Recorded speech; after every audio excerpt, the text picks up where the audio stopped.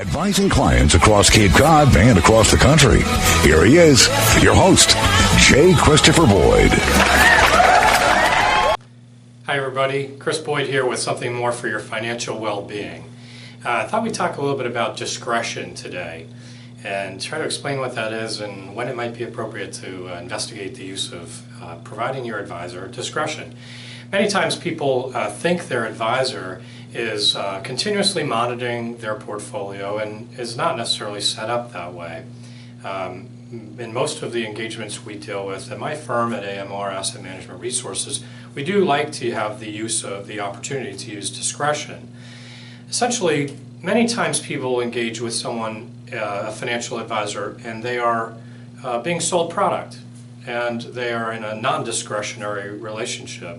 And so what happens is anytime there's changes that are needed, the advisor really has to talk to the client because it's a sales event. There's a transaction going on that may generate a commission, or it may be an occasion that for whatever reason the way that a relationship is structured or advisor is set up, they don't have the opportunity necessarily to provide ongoing changes in a proactive way. We think there's a lot of value in that, a lot of virtue to that for clients. Why? Well, when changes are needed, it can be done proactively. There are times when it's desirable to give the advisor control because they're able to monitor and make adjustments as time, for whatever circumstances. We live in a world where a lot of things change in the investment markets, whether it's economic conditions, interest rates, whether it's things specific to a particular investment that something needs to be substituted or adjusted, or it's just periodic rebalancing, some maintenance types of things that we do want to see happen.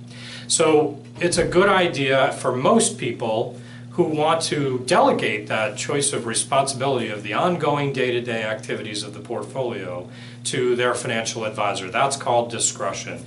Who might not want discretion? Well, sometimes people want to retain control of these decisions.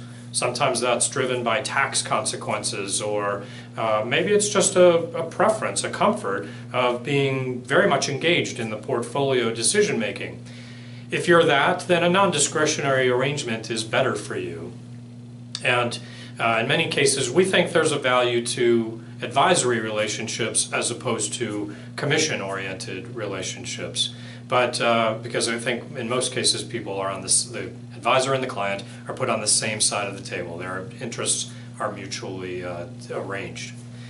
That being said, even a discretionary advisory relationship can be something to be careful about, and you don't want just someone who's charging a fee but not necessarily doing the work. So you do have to continue to be involved and informed, as in anything in investments and in life, right?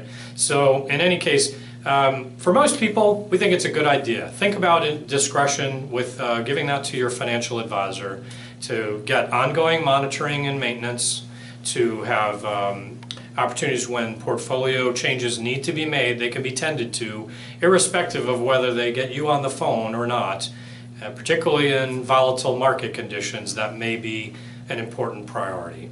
So with that, I think that's a good explanation for you to think about. If you need help with it, give us a call at AMR.